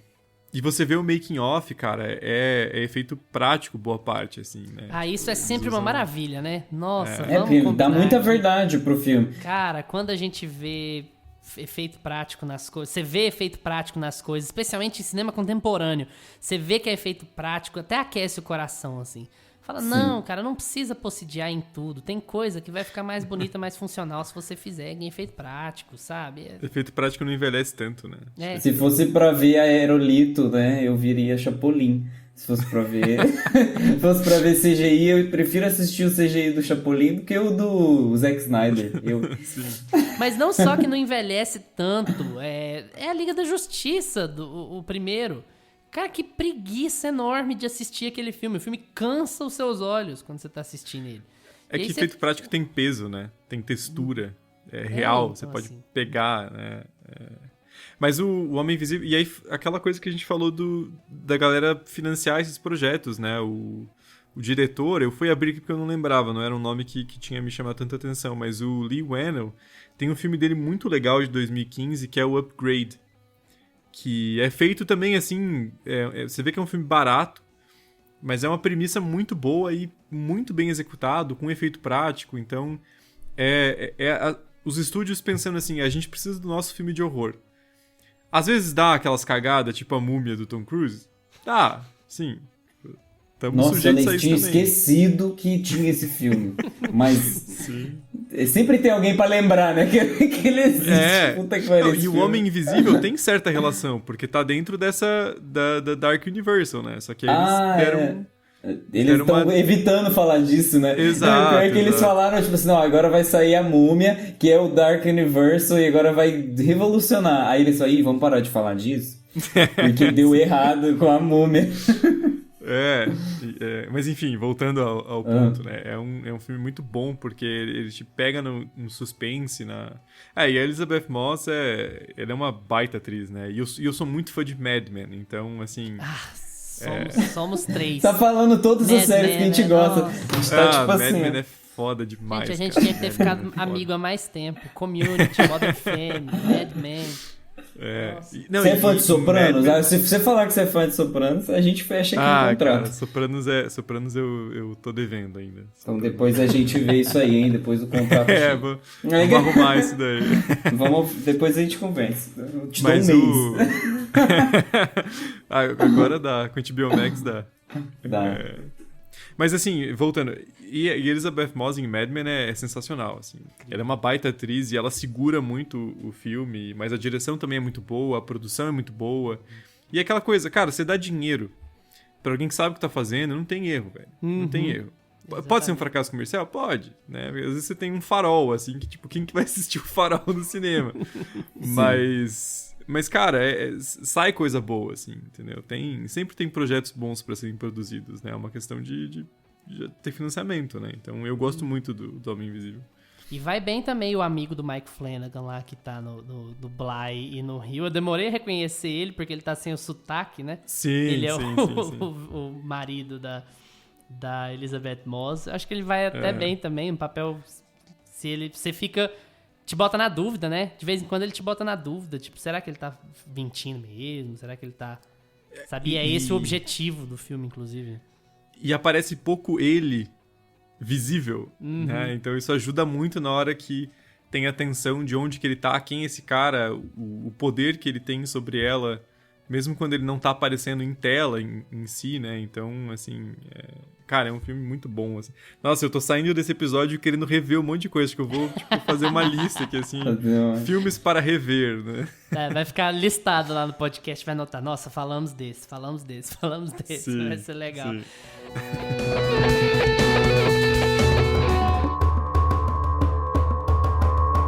Para assistir de pantufas.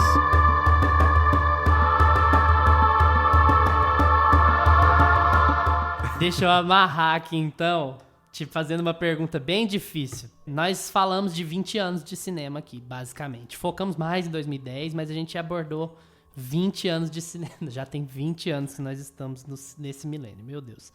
Então, assim, pensa aí, de cabeça, 3 filmes dos que você mais gosta dos anos 2000, 3 dos que você mais gosta de 2010, assim, pra gente tentar fazer um top.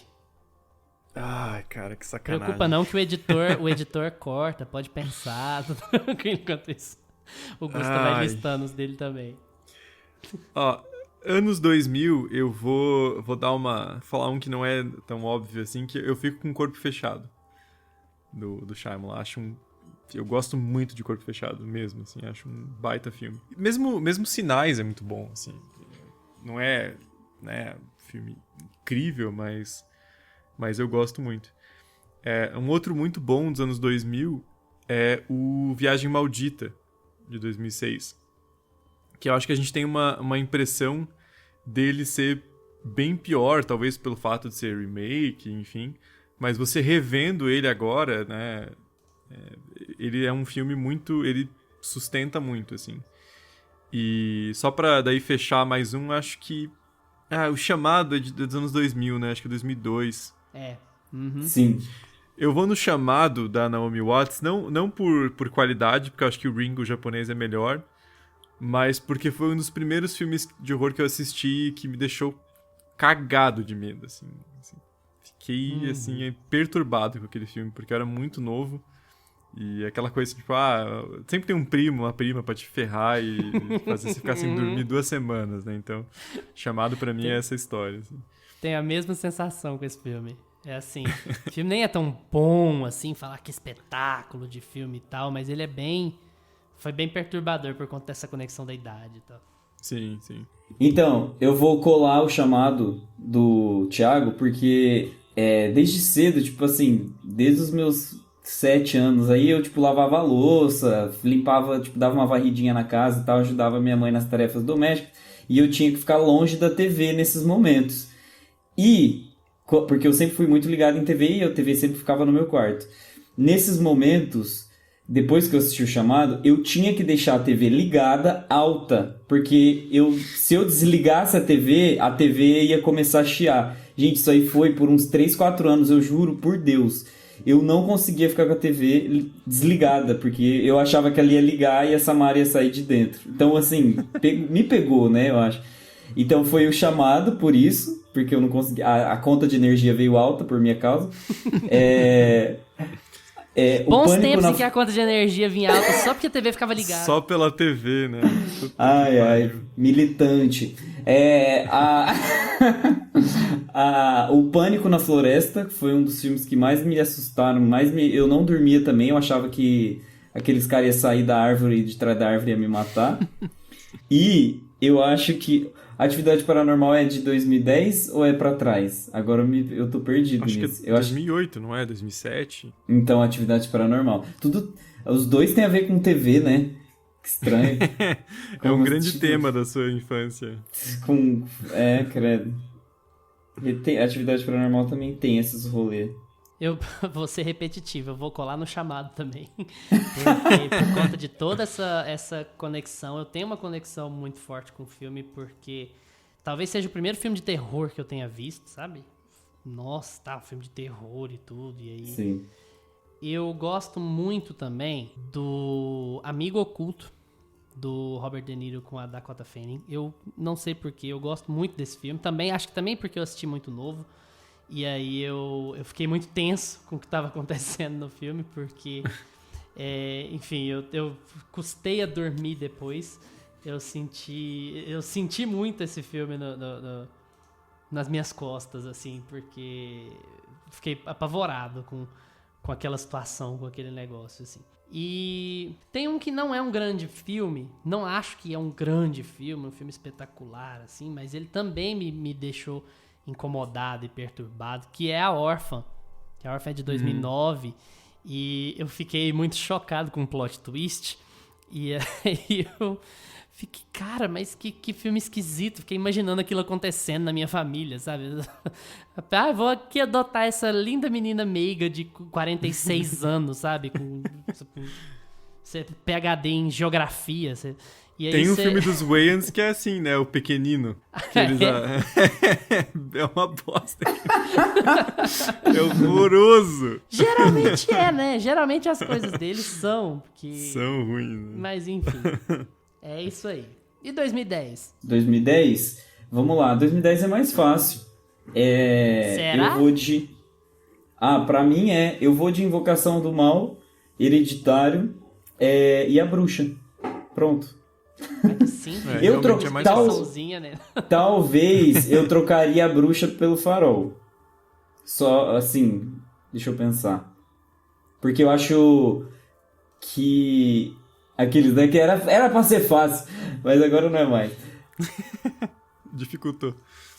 Porque eu acho que o tema de Hereditário e Invocação do Mal são um pouco parecidos com A Bruxa. Eu acho que o Farol choca um pouco pelo tema, sabe? Dá uma subida no nível, assim. Eu acho que os diálogos, né? São eu vou de Farol. De marinheiro e tal. Ele é diferente, né? Ele é diferentão. Eu vou nele pelo diferentão. Mas são esses três, então. O meu favorito da década é Hereditário, filmaço, apesar do terceiro ato. E A Bruxa... Cara, A Bruxa vai ser... Pra mim, vai ser um daqueles filmes, assim... Sabe? O Thiago falou de inglês babaca. Vai ser um daqueles filmes game changer, sabe? A gente vai ver... Daqui a 30 anos vai falar... Cara, isso aqui, olha... A Bruxa. Olha o que a gente tava fazendo naquela época. Lá nos anos 2000. Coisa impressionante. Mas eu vou colocar uma exceção aí. Ao invés de colocar Invocação do Mal ou Farol... Eu vou colocar um filme mais de gosto pessoal do que de crítica mesmo, que é A Entidade, do Ethan Hawke. Cara, que filme que me quebrou no meio, esse filme. Esse é um daqueles filmes... Cara, eu fiquei apavorado quando eu vi esse filme. E o filme ele é bonito, sabe? Inclusive ele chama Sinister no inglês. Sim. Então, assim... O filme é bonito pra caramba, visualmente falando assim. Ele é perturbador. Os jumpscares funcionam, o final dele é chocante pra caramba. O Ethan Hawke é um cara de muito calibre, assim, ele te transmite muito o que ele precisa transmitir. Então esse filme, assim, é um dos meus favoritos. Ele seria o terceiro da década, mas eu acho que Hereditário e A Bruxa estão em outro patamar, assim, outro nível. Mas esse filme é um filmaço. Eu vou dar 3 títulos, mas não são os meus favoritos. Mas são os que mudaram muito minha percepção na época, assim, de tipo... Tem alguma coisa muito boa sendo feita com o gênero nos anos 2010. O primeiro é It Follows, que em português ficou como Corrente do Mal, que é um título meio questionável. Mas é um... Por quê, né? Porque... Não tinha Corrente do Bem? Tem um filme que chama Corrente do Bem, né? Então, o Braga falou isso no episódio que a gente fez do RDMcast. Ele falou, talvez seja uma pra lembrar a galera, assim, pegar, surfar uma onda. Com certeza. Mas, puta, cara, It Follows é um filmaço, assim. É tensão, assim, no auge o filme inteiro, então... Eu já vi, achei que eu não tinha visto. É muito legal mesmo. É, tipo, bem jovem, bem moderninho, né? Você não dá nada. Você acha que, tipo assim, é mais uns adolescentes fazendo merda... E tipo assim, aí ele realmente é muito interessante esse filme. E a entidade é transmitida pelo ato sexual, né? Então, é o que horror adolescente mais trata, né? Sexualidade, amadurecimento. Então, nesse sentido, é muito bom. E o filme é muito bem feito, né? E outro que, de novo, não é que eu acho um filme genial, mas que me deu né, essa parar e pensar, é o Ouija, Origem do Mal, do Mike Flanagan, de 2016. Porque o primeiro Ouija é horroroso, é medonho, assim, é uma bosta de filme, acho que é 2014. 2014 e 2016, o próximo. E me arrastaram pra ver no cinema o primeiro, e é um filme horrível, assim, é todos os clichês possíveis de filme de horror de filme de horror mal feito. E aí eu fui ver o 2, assim, esperando algo pior ainda, né, porque é continuação. Mas deram na mão do Mike Flanagan, né? E o filme não é perfeito, mas ele é muito bem feito, muito bem dirigido, muito bem produzido. Então, acho que mostra muito disso, de que você dá esses filmes na mão da pessoa certa, vai sair alguma coisa de qualidade ali, por mais que o roteiro não seja genial, né? E aí, por último, eu fico com Um Lugar Silencioso. Outro que eu vi lá em 2018, 2019, né? Acho que no Brasil ele vem em 2019. Que foi aquela coisa, assim, do tipo... Cara, que porra é essa, assim, né? Assim, de onde veio esse filme, né? De onde surgiu? Porque tipo assim, ninguém põe tava a menina, esperando. põe a coadjuvante do Diabo Veste Prada e o Jim do The Office pra fazer um filme de terror em Que ele vai silêncio, dirigir. sabe? Que ele vai dirigir. Sim. E é um e do nada, né, cara? Talvez outro, aí vou trapacear um pouco e citar mais um. Não, pode Que é citar o- quando você quiser. Essa década, a gente tava pesquisando aqui, tem muito filme bom de terror nos anos 2010. É impressionante. Um que eu amo é o Rua Cloverfield 10, que, assim, também ninguém esperava uma continuação de Cloverfield, uma franquia, e o filme surgiu do nada lá em 2016, a Mary Elizabeth Winstead é impressionante, e o filme é muito bom, cara, então acho que são esses filmes que fazem você... Não só o filme em si é muito bom, mas ele te deixa otimista pros próximos, sabe? Tanto daquele produtor ou de pensar, cara, tem muito estúdio investindo em cinema de horror hoje em dia, né? Isso É igual muito pegar bom. filme da A24, né? Você fala assim, olha, pode desandar completamente no roteiro, no argumento ou na direção, mas você sabe que você vai receber algum tipo de padrão de qualidade ali e você pode Sim. apostar sem medo, né? Pelo menos interessante vai ser. Acho que esse que é o ponto, assim, né? Então, Os caras podem virar e falar assim, não, eu vou botar um bebê cabra aqui agora pra fazer o filme e você vai assistir, porque o filme é meu, é da A24 e aí é isso aí. Sim. É o Nossa, selo Botini. Né, uma outra menção rapidinha. Não queria terminar esse assunto sem falar sobre isso. Eu também adoro Babadook. Babadook é um Babadook é filmaço, bom. assim. Eu fiquei Muito impressionado com ele pela própria falta de monstro, sabe? Eu acho legal. Eu acho, por exemplo, que é onde o Muschietti erra em Mama. No meu gosto, sabe? Mama é um filme muito tenso, vai funcionando muito legal e de repente ele fica muito monstrengo. Muito, eu fico um monstrão lá e não sei o quê. na sua cara, né? Aham, muito na sua cara, exatamente, monstrão correndo, mas eu adoro Babadook também, acho um filmaço. Bom, temos o episódio, queria agradecer muito a presença do Thiago aqui para falar sobre cinema de horror. Como vocês viram, ele gosta pouquinho, ele viu pouca coisa, ele não é muito fã do gênero, mas ele fez o esforço, deu uma pesquisadinha, uma estudada para vir aqui falar com a gente. Sou esforçadinho. Exatamente. Não é o gênero favorito dele, mas até que funcionou, né? Parabéns pelo esforço. Cara, muito bom ter você com a gente aqui. Foi muito legal falar sobre esses filmes. Fala um pouquinho sobre RDM, sobre história, sobre o que você quiser. Cara, assim, primeiro eu agradeço demais o convite, porque eu já tava animado pra participar. Aí você citou Community, e depois a gente acabou em Mad Men. Cara, assim, tipo... Pode me convidar quantas vezes você quiser que eu vou estar presente, porque vocês são fãs de Mad Men, cara. Isso cria um laço entre as pessoas, né? Sim, o laço inquebrável. Não tem... E de Community, porque são caixas muito diferentes, né? O pessoal que gosta de Community sim. de Mad Men. Não necessariamente tem essa interseção, né? Então, realmente. E também adoro participar de podcast, porque quando o podcast é teu, você tem a preocupação do produtor, né? Quando não é teu, é tipo pegar no colo o filho dos outros, né? Cagou na fralda, você devolve, né? Que bonitinho, que bonitinho. Aí você vê o fedor e fala, puta, teu filho cagou, tá aqui. Agora você edita essa porra desse podcast, você lança, me avisa quando estiver pronto. Exatamente. Quer fazer em ser tio, 5 cara. horas e é pra amanhã? Não, beleza, vambora, vamos fazer. É igual ser tio, cara, é sensacional. Não, mas brincadeira. E é isso, se a galera tiver interesse, a RDMcast toda quinta-feira, a gente fala de horror e a gente tem essa preocupação também de falar sobre filmes dos anos 90, 80, 70, 60, 50 e tentar ter essa variabilidade, né? E a pegada do podcast é sempre falar, puxando um pouco pra história, que é a nossa área, né? Então é a mentalidade do historiador analisando um filme, né? Então sempre tem uma pegada de contexto, de análise de fonte e tal. Então essa a pira. E tá aí em todas as plataformas, só seguirem e ouçam lá, porque modéstia à parte vale a pena. Vale mesmo, o programa de vocês é muito bom. Inclusive, recomendar um episódio aqui, você falou sobre décadas e tal, vocês têm um episódio recente, um episódio comemorativo, que vocês falam sobre... Vocês pegam desde a década de 50, 40, nem me lembro, desde a década de 50, até antes, 30. Né? E vocês pegam várias décadas pra falar de vários filmes sobre a progressão do horror nessas décadas. É um episódio, assim, espetacular. Um entre vários espetaculares que vocês têm. Parabéns pelo projeto de vocês. O RDM é muito legal. E aí? O que vocês acharam do episódio?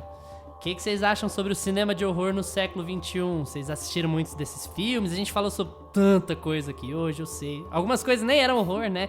A Community, Mad Men e tal. Frozen, não se esquecer. Frozen, claro, Frozen.